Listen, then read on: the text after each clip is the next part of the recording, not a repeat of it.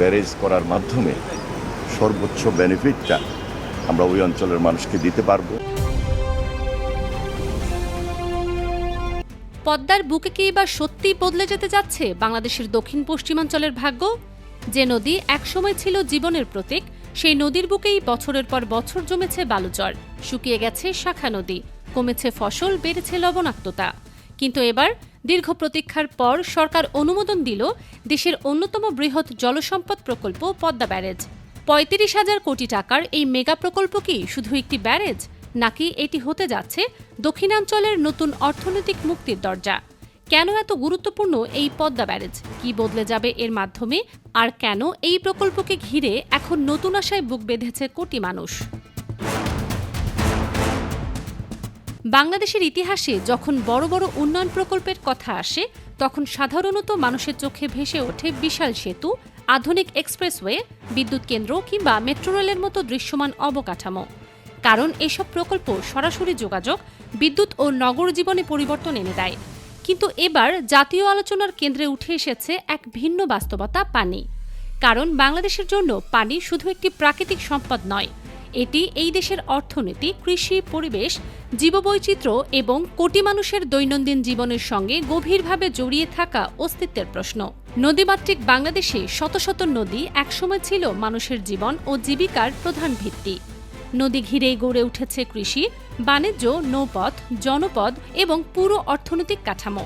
কিন্তু সময়ের সঙ্গে সঙ্গে উজানের পানি সংকট, নদীর নাব্যতা কমে যাওয়া, জলবায়ু পরিবর্তন এবং শুষ্ক মৌসুমে পানি প্রবাহ হ্রাস পাওয়ার কারণে দেশের দক্ষিণ পশ্চিমাঞ্চলের বিস্তীর্ণ এলাকা ধীরে ধীরে কঠিন বাস্তবতার মুখোমুখি হয়েছে। কোথাও কৃষিজমি অনাবাদী হয়ে পড়েছে, কোথাও লবণাক্ততা বেড়েছে, আবার কোথাও মৃতপ্রায় হয়ে গেছে একসময়কার প্রাণবন্ত নদীগুলো। বিশেষজ্ঞরা বলছেন, বাংলাদেশের আগামী দিনের সবচেয়ে বড় চ্যালেঞ্জগুলোর একটি হবে পানি ব্যবস্থাপনা। কারণ একটি দেশের খাদ্য নিরাপত্তা, কৃষি উৎপাদন, শিল্পায়ন, পরিবেশের ভারসাম্য এবং মানুষের জীবনমান সবকিছুই কোনো না কোনোভাবে পানির উপর নির্ভরশীল। আর ঠিক সে কারণেই পদ্মা ব্যারেজের মতো প্রকল্পকে শুধু একটি অবকাঠামোগত উন্নয়ন হিসেবে দেখা হচ্ছে না, বরং এটি দেশের ভবিষ্যৎ পানি নিরাপত্তা ও অর্থনৈতিক স্থিতিশীলতার সঙ্গে জড়িত একটি কৌশলগত উদ্যোগ হিসেবেও বিবেচনা করা হচ্ছে।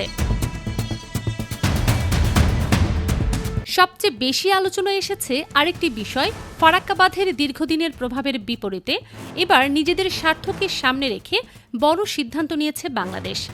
ভারতকে তোয়াক্কা না করেই সরকার অনুমোদন দিয়েছে বহুল আলোচিত পদ্মা ব্যারেজ প্রকল্পের। পানি সম্পদ মন্ত্রণালয়ের ভাষ্য অনুযায়ী এটি কোনো রাজনৈতিক প্রতিক্রিয়া নয়, বরং দেশের পানি নিরাপত্তা নিশ্চিত করার একটি দীর্ঘমেয়াদী জাতীয় উদ্যোগ।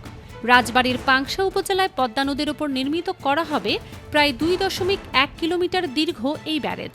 প্রকল্পটি বাস্তবায়িত হলে দক্ষিণ পশ্চিমাঞ্চলের অন্তত 24টি জেলার পানিতে আরও পানি প্রবাহ বাড়বে, কমবে লবণাক্ততার চাপ, সেচ সুবিধা পাবে প্রায় 29 লাখ হেক্টর কৃষিজমি এবং উপকৃত হবে প্রায় 7 কোটি মানুষ।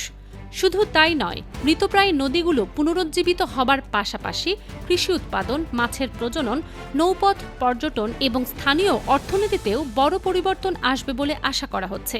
বিশেষজ্ঞরা বলছেন, এটি সফলভাবে বাস্তবায়িত হলে পদ্মা ব্যারেজ বাংলাদেশের দক্ষিণাঞ্চলের জন্য ঠিক ততটাই গুরুত্বপূর্ণ হয়ে উঠতে পারে যতটা গুরুত্বপূর্ণ ছিল দেশের যোগাযোগ ব্যবস্থার জন্য পদ্মা সেতু। বুধবার সচিবালয়ে অনুষ্ঠিত জাতীয় অর্থনৈতিক পরিষদের নির্বাহী কমিটি অর্থাৎ একনেকের বৈঠকে চূড়ান্ত অনুমোদন পেয়েছে বহুল আলোচিত পদ্মা ব্যারেজ প্রকল্প।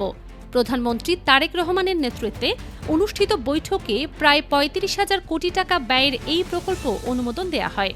সরকার জানিয়েছে, আগামী 7 বছরে সম্পূর্ণ নিজস্ব অর্থায়নে বাস্তবায়ন করা হবে এই মেগা প্রকল্প। 2026 সালে শুরু হয়ে 2033 সালে শেষ হওয়ার লক্ষ্য নির্ধারণ করা হয়েছে।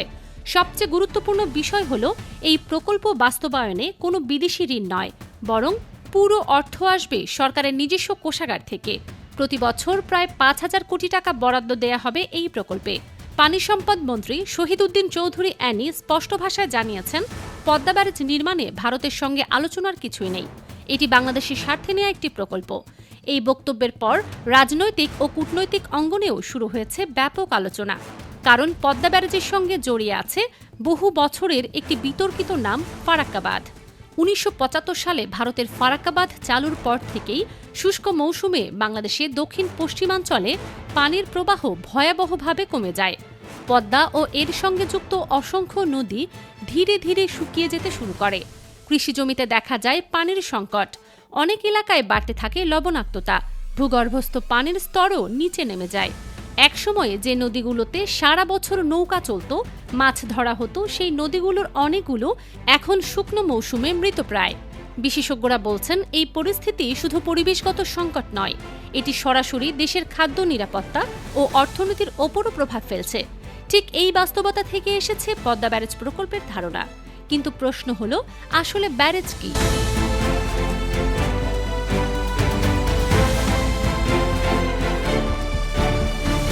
অনেকে ব্যারেজ আর বাঁধকে একই জিনিস মনে করেন, কিন্তু বাস্তবে এই দুটির মধ্যে বড় পার্থক্য রয়েছে। সাধারণ বাঁধ বা ড্যামের কাজ হলো পানির প্রবাহ আটকে নির্দিষ্ট স্থানে পানি ধরে রাখা। অন্যদিকে ব্যারেজের কাজ হলো পানির প্রবাহ নিয়ন্ত্রণ করা। এখানে একাধিক গেট বা দরজা থাকে, যেগুলোর মাধ্যমে প্রয়োজন অনুযায়ী পানি প্রবাহিত হয়। সহজভাবে বললে, পদ্মা ব্যারেজ হবে এমন একটি নিয়ন্ত্রণ ব্যবস্থা যার মাধ্যমে বর্ষার অতিরিক্ত পানি সংরক্ষণ করে শুষ্ক মৌসুমে বিভিন্ন নদী ও খালে সরবরাহ করা হবে। এই প্রকল্পের মূল অবকাঠামো নির্মাণ করা হবে রাজবাড়ীর পাংশা উপজেলায়। প্রায় 2.1 কিলোমিটার দীর্ঘ এই ব্যারেজে থাকবে 78টি স্পিলওয়ে, 18টি আন্ডারস্লুইস এবং 2টি ফিশপাস। স্পিলওয়ের মাধ্যমে অতিরিক্ত পানি নিরাপদে বের হয়ে যাবে। আন্ডারস্লুইস ব্যবহার হবে পলি ও পানির প্রবাহ নিয়ন্ত্রণে, আর ফিশপাস রাখা হচ্ছে যেন মাছের স্বাভাবিক চলাচল ব্যাহত না হয়। সরকারের পরিকল্পনা অনুযায়ী এই ব্যারেজের মাধ্যমে প্রায় 290 কোটি ঘনমিটার পানি সংরক্ষণ করা সম্ভব হবে, আর সেই পানি ব্যবহার করে পুনরুজ্জীবিত করা হবে দক্ষিণ পশ্চিমাঞ্চলের বহু মৃতপ্রায় নদী। এর মধ্যে রয়েছে গড়াই, মধুমতি, মাথাভাঙা, চন্দনা, বড়াল, ইছামতি এবং আরও বেশ কয়েকটি নদী, যে নদীগুলো একসময় এই অঞ্চলের প্রাণ ছিল। সেগুলোতেই আবার ফিরিয়ে আনার পরিকল্পনা করা হচ্ছে পানির প্রবাহ। এখানেই শেষ নয়। প্রকল্পের নথি অনুযায়ী প্রায় 29 লাখ হেক্টর কৃষিজমি সেচ সুবিধার আওতায় আসবে। যশোর, খুলনা, কুষ্টিয়া, মেহেরপুর, চুয়াডাঙ্গা, ঝিনাইদহ, নড়াইল, সাতক্ষীরা, ফরিদপুর, গোপালগঞ্জ, রাজশাহী সহ মোট 24টি জেলার মানুষ সরাসরি উপকৃত হবেন। সরকার বলছে, এই প্রকল্পের মাধ্যমে প্রায় 7 কোটি মানুষের পানির সংকট অনেকটাই কমে যাবে। কৃষি বিশেষজ্ঞদের হিসাব অনুযায়ী বছরে অতিরিক্ত প্রায় 24 লাখ টন ধান উৎপাদন বাড়তে পারে। এছাড়া মাছের উৎপাদনও বাড়বে প্রায় 2.25 লাখ টন। অর্থাৎ এটি শুধু পানি প্রকল্প নয়, এটি একটি কৃষি ও খাদ্য নিরাপত্তা প্রকল্পও। রাজশাহী, পাংশা এবং আশেপাশের এলাকাগুলোতে ইতিমধ্যেই দেখা গেছে ব্যাপক উৎসাহ। স্থানীয়রা বলছেন, তারা বছরের পর বছর পদ্মার বুকে শুধু ধুলা উঠতে দেখেছেন, গড়াই নদী শুকিয়ে যেতে দেখেছেন। এখন তারা আশা করছেন, ব্যারেজ বাস্তবায়ন হলে আবার সবুজ ফিরে আসবে এই অঞ্চলে। স্থানীয় কৃষকদের অনেকেই বলছেন, শুষ্ক মৌসুমে পানির অভাবে তারা ঠিকমতো চাষ করতে পারেন না। অনেক জমি বছরের পর বছর অনাবাদি পড়ে থাকে। পদ্মা ব্যারেজ হলে এই চিত্র বদলে যেতে পারে। মৎস্যজীবীরাও দেখছেন নতুন সম্ভাবনা, কারণ নদীতে পানির প্রবাহ ফিরলে দেশীয় মাছের প্রজনন বাড়বে, নদী আবার হয়ে উঠতে পারে মাছের অভয়াশ্রম। এছাড়া ব্যারেজকে ঘিরে বাড়বে যোগাযোগ ও পর্যটনের সুযোগও।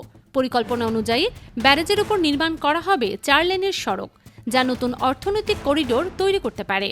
সরকার আরও জানিয়েছে, দ্বিতীয় ধাপে ব্যারেজ ঘিরে নির্মাণ করা হবে 3টি জলবিদ্যুৎ কেন্দ্র, পাশাপাশি গড়ে তোলা হবে 7টি স্যাটেলাইট শহর।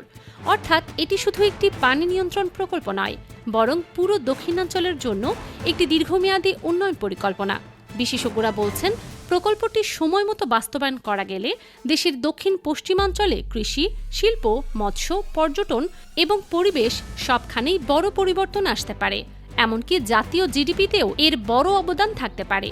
তবে বড় প্রশ্ন একটাই, এত বড় প্রকল্প বাস্তবায়ন কতটা সহজ হবে? কারণ বাংলাদেশের অনেক মেগা প্রকল্পই সময় ও ব্যয় বাড়ার কারণে সমালোচনার মুখে পড়েছে। তাই এখন সবচেয়ে বড় চ্যালেঞ্জ হবে নির্ধারিত সময়ের মধ্যে স্বচ্ছতা ও দক্ষতার সঙ্গে প্রকল্প শেষ করা।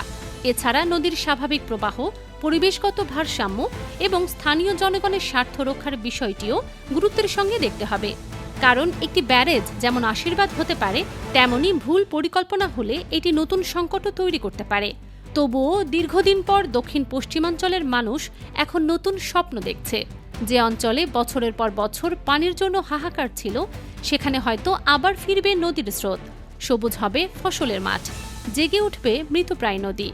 আর তাই অনেকের কাছেই পদ্মা ব্যারেজ এখন শুধু একটি অবকাঠামো নয়, এটি একটি অঞ্চলের বেঁচে থাকার আশা, অর্থনৈতিক মুক্তির স্বপ্ন এবং বাংলাদেশের পানি ব্যবস্থাপনার নতুন অধ্যায়ের প্রতীক।